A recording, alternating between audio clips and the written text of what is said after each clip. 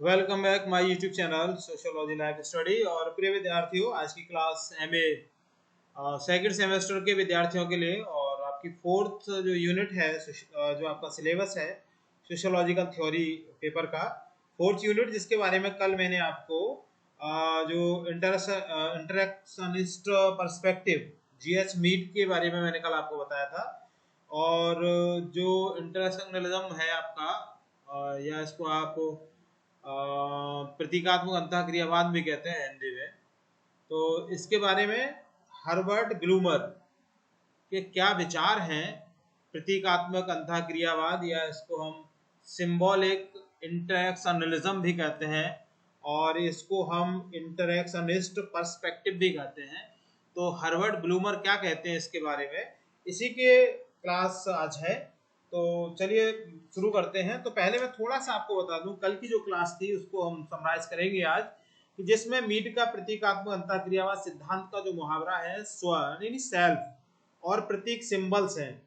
जब मनुष्य एक दूसरे के साथ बातचीत करते हैं तब प्रतीकों का प्रयोग करते हैं, क्योंकि प्रतीकों के अर्थ को शारीरिक संकेतों और हाव भाव को समान रूप से समझते हैं और इसलिए प्रभावपूर्ण संचार हो जाता है। लेकिन इस तरह का संचार इतना सरल नहीं है। जब एक ही शब्द का अर्थ दूसरा निकालता है या भाषा ही दूसरी हो जाती है तब सारी संचार प्रणाली गड़बड़ा जाती है। मीड ने प्रतीकों की संचार पद्धति की भूमिका में बहुत कुछ लिखा है। जब वे स्व की भूमिका को समझते हैं तो विस्तृत रूप से इस तथ्य की व्याख्या करते हैं कि व्यक्ति के स्व का विकास दूसरों की भूमिका को अपना लेने से होता है। इस भूमिका द्वारा यह दूसरों की अभिव्यक्तियों क्रियाओं को अपनी समझने लगता है। आज भी कई अंतःक्रियावादी सिद्धांतवेत्ता भूमिका ग्रहण के महत्व को बुनियादी तत्व मानते हैं, जैसे अर्नोल्ड रोस हैं, जो अंतःक्रिया अध्ययन के जाने माने विचारक हैं। दृढ़तापूर्वक कहते हैं कि दूसरों की भूमिका को ग्रहण किए बिना प्रतीकों का विकास नहीं हो सकता। अल्फ्रेड लिंडस्मथ और अनसेम स्ट्रॉस भी इस बात को स्वीकार करते हैं कि जब दूसरों की भूमिकाओं को अपनाया नहीं जाता, व्यक्ति समाज के प्रतीकों, मूल्यों, मानकों आदि को समझ नहीं सकता। मीड का यह सिद्धांत बहुत सामान्य लगता है, लेकिन जब उन्होंने इसका प्रतिपादन किया तो दूसरों के लिए यह एक अनुकरणीय बन गया। तो ये कंक्लूजन है कल जो जिसके बारे में मैंने आपको बताया था, हार्वर्ड मीड के प्रतीकात्मक अंतःक्रियावाद सिद्धांत के बारे में। और आज हम हर्बर्ट ब्लूमर क्या कहते हैं। तो देखिए, हर्बर्ट ब्लूमर जो कि मीड के ही ये शिष्य थे, उनकी जो विधि है या उनका जो सिद्धांत है प्रतीकात्मक अंतःक्रियावाद या इंटरेक्शनलिज्म, सिंबॉलिक इंटरेक्शनलिज्म भी कहते हैं इसको। तो प्रतीकात्मक अंतःक्रियावाद के बारे में हार्वर्ड ब्लूमर के सिद्धांत को एक मील के पत्थर के रूप में जाना जाता है। वे ऐसे हस्ताक्षर हैं जिन्होंने प्रतीकात्मक सिद्धांत को उसकी वर्तमान ऊंचाइयों तक पहुंचाया। उन्होंने अपनी संपूर्ण शिक्षा दीक्षा अमेरिका में पाई और इनका जो जन्म है वो अमेरिका में 1900 में हुआ था। वे 1921 से 1952 तक बराबर शिकागो विश्वविद्यालय में काम करते रहे और 1928 में इसी विश्वविद्यालय से उन्होंने डॉक्टरेट की उपाधि प्राप्त की। बाद में थोड़े समय के लिए वे कैलिफोर्निया विश्वविद्यालय में रहे। उनके एकेडमिक जीवन का एकमात्र उद्देश्य यही था कि अपने गुरु मीड के सिद्धांत को आगे बढ़ाएं और उसे नए ऊंचाइयों तक पहुंचाएं। ब्लूमर का जो जीवन था बहुआयामी था। वे अध्यापन और अनुसंधान करने के साथ साथ फुटबॉल के पेशेवर खिलाड़ी भी थे। जहां कई श्रमिकों में विवाद होता उसे सुलझाने में ब्लूमर मध्यस्थता करते थे। रुचिकर बात यह है कि वे गुंडों और माफिया गैंग के सदस्यों का भी साक्षात्कार लेते थे। बड़ी मजे की बात है उनके बारे में ये। और ब्लूमर की समाजशास्त्र और सैद्धांतिक दुनिया में ऊंची प्रतिष्ठा का बहुत बड़ा कारण 1941 से 1952 तक अमेरिका जर्नल ऑफ सोशियोलॉजी का संपादन था, जो कि हार्वर्ड ब्लूमर ने किया था। 1956 में अमेरिका के समाजशास्त्रियों की परिषद के अध्यक्ष भी आप रहे। ब्लूमर का जो प्रतीकात्मक अंतःक्रिया सिद्धांत के विकास में एक निश्चित महत्वपूर्ण योगदान है, और जो इनका योगदान है उसको हम 3 महत्वपूर्ण पहलुओं के माध्यम से जानते हैं। इसमें पहला है इंटरप्रिटेशन, दूसरा है 3 basic premises of symbolic interactionism, और तीसरा है इसमें स्ट्रक्चर एंड प्रोसेसेस। तो उसको क्रम से हम अभी यहाँ पे जानेंगे। ये दो चित्र मैंने यहाँ पर बताए हैं, दिखा रहा हूँ मैं आपके लिए, इनसे आप आराम से उनके अर्थ को समझ सकते हैं। जैसे ये वाला जो चित्र आप देख रहे हैं, इसमें पहला आधार क्या है? अर्थ। दूसरा आधार है सामाजिक अंतःक्रिया और तीसरा आधार है व्याख्या और संशोधन। ये जो चित्र है इसको देख रहे हैं हर्बर्ट ब्लूमर का प्रतीकात्मक अंतःक्रियावाद में। इसमें देख रहे हैं आप स्टिमुल्स यानी उद्दीपन, दूसरा मनुष्य का मन व्याख्यात्मक प्रक्रिया और तीसरा प्रतिक्रिया।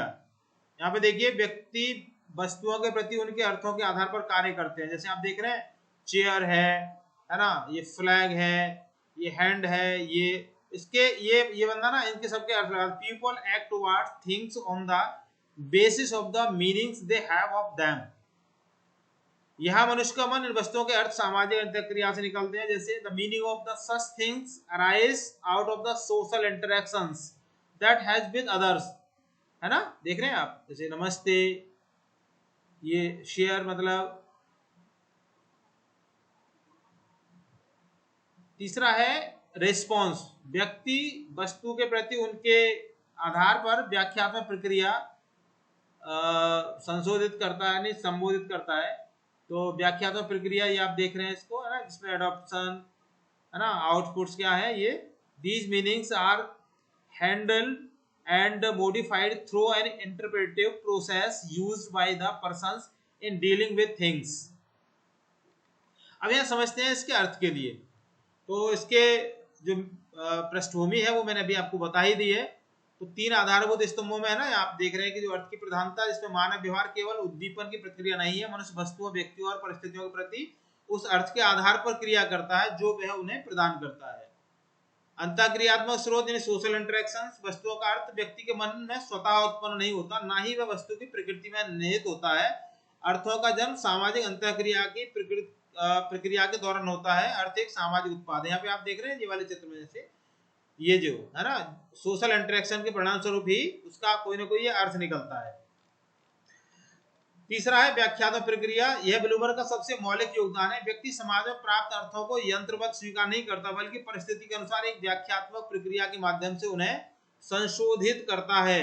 यहाँ व्यक्ति स्वनिर्देशन यानी सेल्फ इंडिकेशन करता है। जैसे एक एग्जाम्पल से आप समझ सकते हैं व्याख्यात्मक प्रक्रिया के, जैसे मान लो बारिश हो रही है, अब इसकी जो इसका इंटरप्रिटेशन है ना, वो दो तरह से है। एक किसान है जो फसल में पानी लगाने की तैयारी कर रहा है, तो उसके लिए बारिश हो रही है, तो उसके लिए तो आनंद आ गया ना, उसकी फसल में पानी लग गया, उसके लिए तो बहुत अच्छी है। दूसरा एक किसान जिसकी एक ऐसी फसल है जो उसमें पकी हुई खड़ी है और वो उसे काटने की तैयारी कर रहा है और वहां पर बारिश पड़ गई, उसके लिए वो नुकसान है। तो व्याख्या जो है ना, इंटरप्रिटेशन क्या है, वो कह रहा है ये एक मौलिक योगदान है व्यक्ति का। व्यक्ति परिस्थिति के अनुसार उसको अपने हिसाब से संशोधित करता है, मॉडिफाई करता है कि उसकी क्या व्याख्या होगी। प्रमुख अवधारणाओं में बात करें तो देखो, ब्लूमर के अनुसार क्रिया करने से पहले व्यक्ति स्वयं को उन चीजों की पहचान कराता है जिनका अर्थ है। वह अपने मन में एक संवाद करता है कि उसे वर्तमान स्थिति में कैसा व्यवहार करना चाहिए। ज्वाइंट एक्शन समाज को स्थिर ढांचा नहीं है। ब्लूमर समाज को संयुक्त क्रियाओं का ताना बाना मानते हैं। जब विभिन्न व्यक्तियों की अलग अलग क्रियाएं एक दूसरे के साथ तालमेल बिठाकर एक सामूहिक परिणाम देती हैं, जैसे विवाह, युद्ध या कक्षा में शिक्षण, तो उसे संयुक्त क्रिया कहा जाता है। प्रतीकात्मक बना गैर प्रतीकात्मक अंतःक्रिया। गैर प्रतीकात्मक जो बिना सोचे समझे की जाए, जैसे आंख झपकाना। प्रतीकात्मक जहां क्रिया करने से पहले संकेत की व्याख्या की जाए। दोनों का यहाँ पे तुलनात्मक विश्लेषण है। यहाँ पे आप देख सकते हैं, जहां मीट के केंद्र बिंदु में सेल्फ है, आई है और मी का मनोविज्ञान है, वही अर्थ निर्माण की पद्धति और सामाजिक अंतःक्रिया की प्रक्रिया है ब्लूमर में।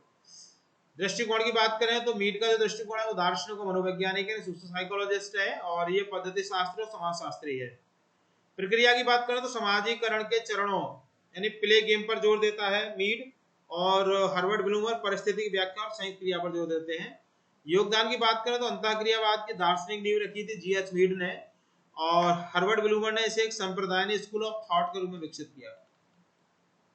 इसकी आलोचना की बात करें तो ब्लूमर उन समाजशास्त्रियों की आलोचना करते हैं जो समाज को केवल आंकड़ों या नियमों के रूप में देखते हैं, उनका मानना है कि समाज शास्त्री को कर्ता के दृष्टिकोण से दुनिया को देखना चाहिए, इसे सहभागी अवलोकन के करीब माना जाता है। अब यहाँ पे देखिए निष्कर्ष के रूप में जो इनका सिद्धांत है वो यह स्थापित करता है कि समाज क्या है, समाज एक निरंतर चलने वाली एक प्रक्रिया है, न कि एक निर्मित ढांचा। मनुष्य अपनी परिस्थितियों का दास नहीं है, बल्कि उनका अर्थ गढ़ने वाला एक सक्रिय निर्माता है। ब्लूमर ने प्रतीकात्मक अंतःक्रियावाद के लिए सिद्धांत निर्माण में एक सीधी सादी प्रक्रिया को अपनाया है। ब्लूमर का आग्रह है कि कोई भी प्रतीकात्मक सिद्धांत आगमन विधि के बिना नहीं बन सकता। वास्तव में प्रतीकात्मक प्रक्रियाएं बराबर बदलती रहती हैं, और जब तक संवेदनशीलता के साथ इन बदलते प्रतीकों को बराबर पकड़ा नहीं जाता, सिद्धांत नहीं बनता। उदाहरण के लिए भारतीय संदर्भ में जैसे स्त्री, कमजोर, मात्रा, विश्वास, असहाय, माता आदि प्रतीकों में देखी जाती रही है ना। आज ये स्त्री से संबंधित प्रतीक बदल गए हैं, वह बराबरी की भागीदार है ना। आप देख रहे होंगे कि एक कवि उन्होंने लिखा है कि हाँ अबला तेरी यही कहानी, है ना। तो ऐसे शब्द किसी जमाने में गढ़े गए थे स्त्रियों के लिए, लेकिन आज आप देखते तो ये बदल गए हैं। राज्य लिंग के आधार पर भेदभाव को स्वीकार नहीं करता। ऐसे ही कई अन्य प्रतीक हैं जो बराबर बदलते रहते हैं, और इसलिए आगमनात्मक विधि ही प्रतीकात्मक अंतःक्रियावाद सिद्धांत निर्माण की उचित क्रिया है। इसी विधि द्वारा ब्लूमर कहते हैं कि प्रतीकात्मक अंतःक्रियावाद सिद्धांत जमीन से जुड़ा रह सकता है, आनुभाविकता से बंधा रह सकता है। इस सिद्धांत के मुख्य मुहावरे को सार रूप में प्रस्तुत करते हुए ब्लूमर एक जगह लिखते हैं कि समाज और कुछ न होकर प्रतीकात्मक अंतःक्रिया ही है। Society is symbolic इंटरैक्शनिस्ट।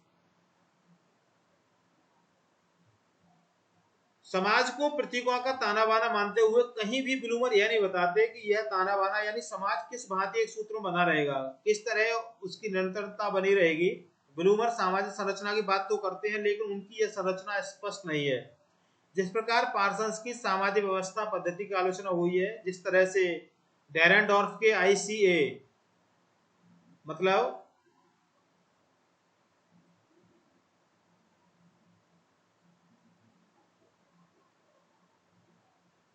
जो उनका थॉट है डेरेनडॉर्फ का, जिसको शॉर्ट में ICA के नाम से जाना जाता है, इम्परेटिवली कोऑर्डिनेटेड एसोसिएशन, को संदेह की दृष्टि से देखा गया। ठीक कुछ इसी तरह से ब्लूमर यह नहीं बताते कि अंतःक्रिया प्रक्रियाएं किस भांति सामाजिक संरचना से जुड़ी हुई है। इन दोनों के बीच प्रतीकों की क्या भूमिका है, इसके प्रति भी वो साइलेंट रहते, कहीं कहीं जिक्र नहीं करते।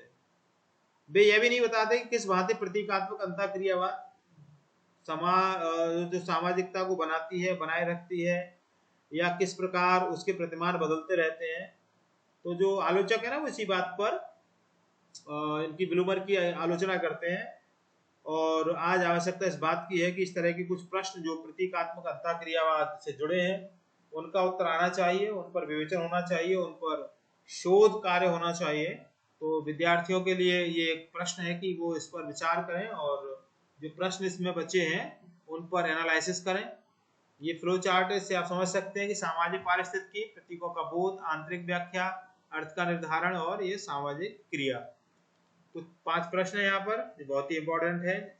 हर्बर्ट ब्लूमर के अनुसार समाज शास्त्र में कौन सी प्रक्रिया है जो उद्दीपन और अनुक्रिया के बीच मध्यस्थता करती है? तो इसका सही आंसर है व्याख्यात्मक प्रक्रिया यानी इंटरप्रेटिव प्रोसेस। दूसरा प्रश्न है मीड दार्शनिक आधार प्रस्तुत करते हैं, जबकि ब्लूमर इसे एक समाजशास्त्रीय पद्धति के रूप में विकसित करते हैं। ठीक है। और तीसरा प्रश्न है ब्लूमर की संयुक्त क्रिया की अवधारणा का तात्पर्य क्या है? तो सही आंसर है इसका ऑप्शन बी, विभिन्न व्यक्तियों के व्यवहारों को तालमेल युक्त समन्वय।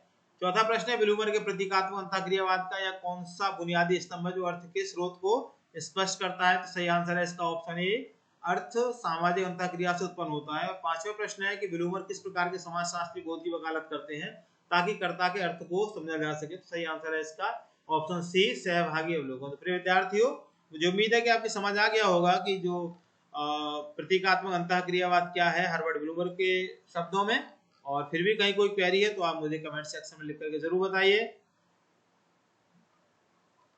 चैनल पर अगर आप नए हैं तो मेरा विशेष निवेदन है कि आप इसको सब्सक्राइब कर लीजिए।